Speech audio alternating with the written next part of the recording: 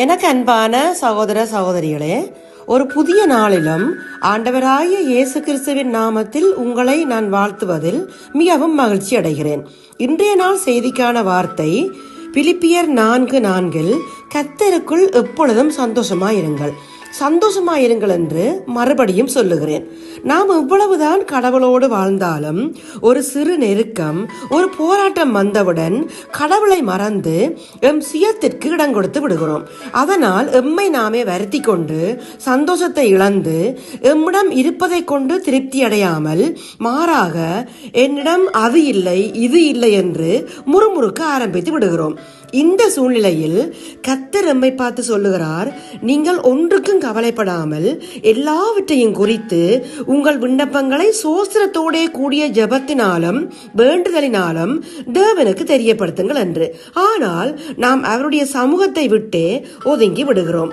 நீங்கள் அமர்ந்திருந்து நானே தேவன் என்று அறிந்து கொள்ளுங்கள் என்று சங்கீதம் 46:10 கூறுகிறது. எனவே புயலின் மத்தியில், கடற்கொந்தளிப்பின் மத்தியில் உங்கள் இருதயத்தின் ஆழத்திலிருந்து இயேசுவை நோக்கி கூப்பிடுங்கள். புயற்காற்று ஓய்ந்து கொந்தளிக்கும் அலைகள் தணிந்து போய்விடும்.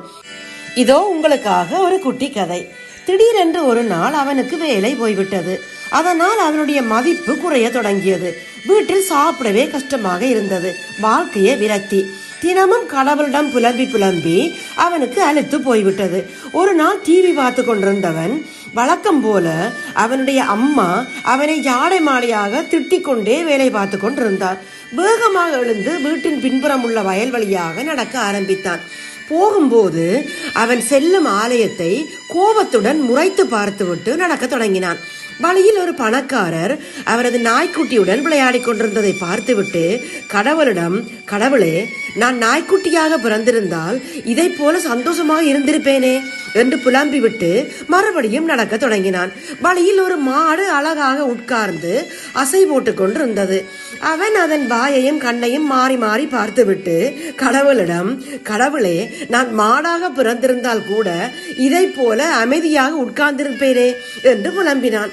இந்த வேளையில் அழகான குரல் ஒன்று மரத்திலிருந்து வந்தது.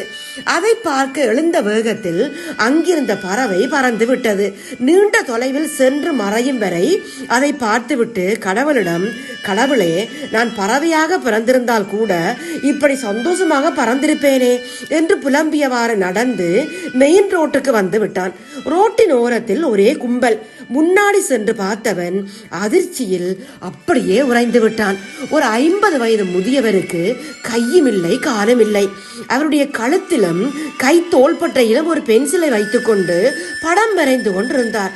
அதை பார்த்ததும், அட, இவ்வளவு நேரமும் நான் எனக்கு அது இல்லை இது இல்லை என்று கடவுளை திட்டிக் கொண்டிருந்தேன். ஆனால் எனக்கு நல்ல கைகால், நல்ல சுகம், நல்ல அறிவு கொடுத்ததை நினைத்து பார்க்கவில்லையே என்று எண்ணும் போதே ஜனங்கள் கைதட்டும் சத்தம் கேட்டது. அந்த முதியவர் படம் வரைந்து முடித்து விட்டார். என்ன படம் என்று அவன் எட்டி பார்த்தால் அவன் தினமும் வணங்கும் கடவுளையே அவர் வரைந்திருந்தார். கர்த்தர் தான் தனக்கு புத்தி மாட்டி இருக்கிறார் என்று எண்ணியவன் முகத்தில் சந்தோஷத்துடனும் கண்களில் தன்னம்பிக்கையுடனும் வீட்டை நோக்கி நடக்க தொடங்கினார். இதை கேட்டுக்கொண்டிருக்கிற எனக்கு அன்பானவர்களே, கைகால்களை இழந்த ஒருவராலேயே கடவுளை மறவாத சிந்தையோடு சந்தோஷமாக வாழ முடியுதென்றால் நமக்கெல்லாம் என்ன கவலை? என் சகோதரரே, நீங்கள் பலவிதமான சோதனைகளில் அகப்படும் போது உங்கள் விசுவாசத்தின் பரீட்சையானது பொறுமையை உண்டாக்கும் என்று அறிந்து அதை மிகுந்த சந்தோஷமாக எண்ணுங்கள்.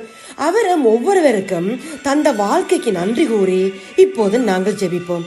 எங்கள் அன்பின் பரலோக தகப்பனே, இந்த நாள் வார்த்தைக்காக உமக்கு ஸ்தோத்திரம் அப்பா. நீ தந்த நல்ல வாழ்க்கைக்காக, நாம் கடந்து செல்கிற பாதைக்காக உமக்கு நன்றி அப்பா. எனக்கோ தேவனை அண்டிக் கொண்டிருப்பதே நலம் என்கின்ற சங்கீதம் 73:28 வார்த்தையின்படி எல்லா சூழ்நிலைகளிலும் உண்மையே அண்டிக் கொண்டு எப்பொழுதும் சந்தோஷமா இருக்க எங்களுக்கு கிருபை தாங்கப்பா. இந்த ஜெபத்தை இயேசுவின் நாமத்தில் எடுக்கிறோம் எங்கள் நல்ல பிதாவே. ஆமேன், ஆமேன், ஆமேன்.